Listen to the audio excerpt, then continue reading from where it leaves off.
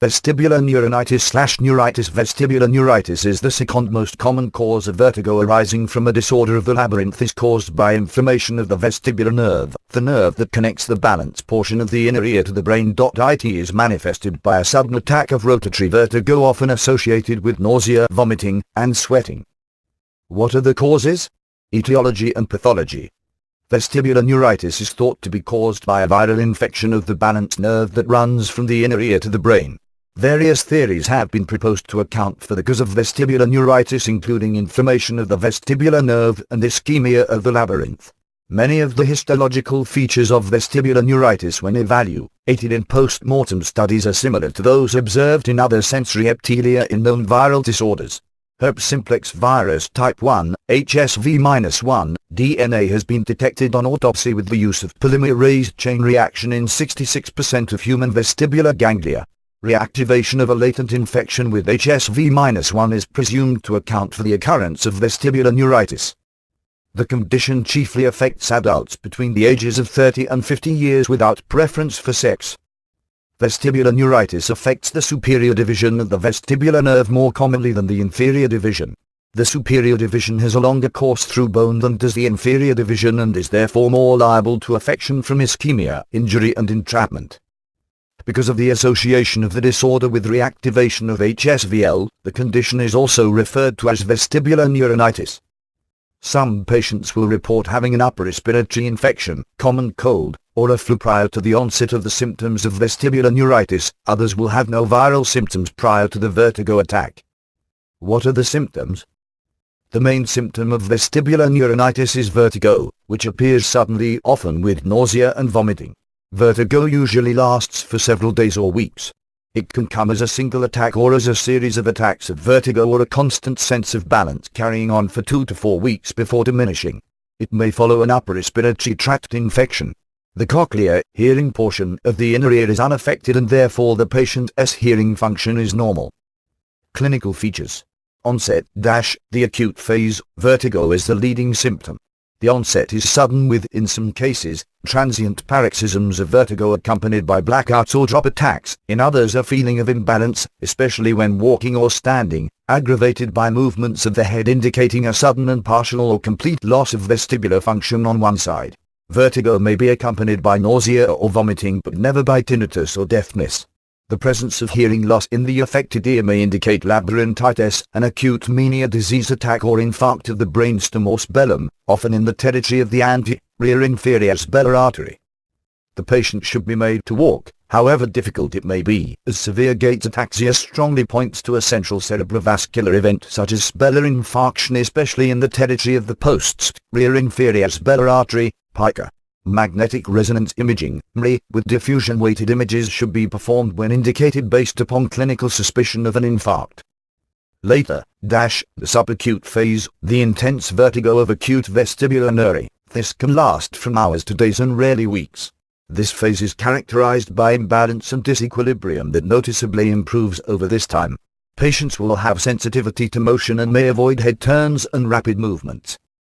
They may develop brief attacks of vertigo that are not as intense as the initial attack.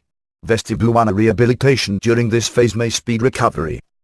At the end of the subacute phase, the patient will be near their baseline balance function but may notice small disturbances of equilibrium with rapid motions or in challenging environments. If evaluated for dizziness at this late stage, a diagnosis of vestibular neuritis is based largely on a suspicious history of severe vertigo within the prior months to year. Additional testing, as described below, may also demonstrate a unilateral weakness confirming an insult to the inner ear. Commonly in this stage, anxiety plays a major role in the patient's perception of their debility. A significant portion of patients with acute vertigo will develop anxiety regarding their balance and potential for having recurring vertigo. They will often limit activities such as driving, withdraw socially and become intensely fixated on any abnormal sensation of equilibrium. A psychological consultation in any vestibular neuritis patient with a dependent or insecure personality type is advisable. In rare cases it can take months to go away entirely. Vestibular neuronitis does not lead to loss of hearing. One may notice that vision is disturbed or jumpy on looking to a particular side. How is the diagnosis confirmed? Pure tone audiometry, impedance bridge studies and vestibular Balance tests. Electronystagmography is the gold standard by which the function of the balance organ is measured. A C.T. scan or M.R.I. scan of the brain is not required immediately and usually turns out to be normal. Evaluation and diagnostic testing. Physical examination. Findings on physical examination will generally depend upon the stage of vestibular neuritis. In the acute phase, the examiner will note spontaneous nystagmus. The eyes move in the plane of the affected semicircular canal, S. The nystagmus will increase in amplitude with gaze toward the horizontal fast phase component, which is usu, ally toward the non-affected ear. The nystagmus should suppress with visual fixation but may be of such intensity as to be reduced in amplitude but remain noticeable. Direction changing nystagmus and lack of visual suppression should raise the suspicion of a central event and prompt imaging for stroke evaluation. The presence of ataxia is also suggestive of central vestibular dysfunction or, rarely, a drug reaction. Hearing should be checked during the acute phase. Hearing loss is inconsistent with vestibular neuritis, and the practitioner should consider labyrinthitis, mania disease, perilymphatic fistula, or acute otitis media among otologic causes of acute cochleovestibular symptoms. The spontaneous nystagmus has usually resolved in the subacute phase, although nystagmus may be observed with gaze toward the unaffected ear. Electronystagmography objective testing can be used to identify the unilateral vestibular hypofunction characteristic of vestibular neuritis. Calohead testing showing an asymmetry is consistent with a history of unilateral vestibular insult. This test is more sensitive than either head thrust or head shake for identifying such an asymmetry. The Young battery of tests can also be used to assess for the presence of F.BPPV, which occurs often after vestibular neuritis. In the acute and subacute phases, Young can identify and document spontaneous and gaze-evoked nystagmus as well as determine their direction, thus helping to identify the affected side. The Young is important to distinguish apical thrombosis, in which Young is normal, from vestibular neuronitis in which it is always abnormal. Imaging.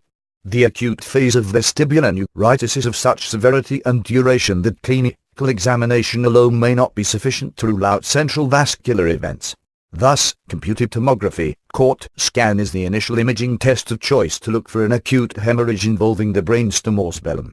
MRI of the internal auditory canals. During an acute phase of vestibular neuritis may show subtle enhancement of the superior vestibular nerve at the region of scarpa ganglion.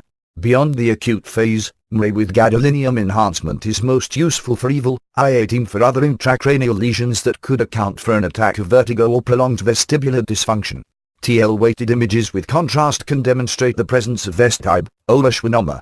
Sudden vertigo is the initial presenting sign for vestibular schwannoma in approximately 15% of cases. It is rare in isolation and usually accompanies hearing loss.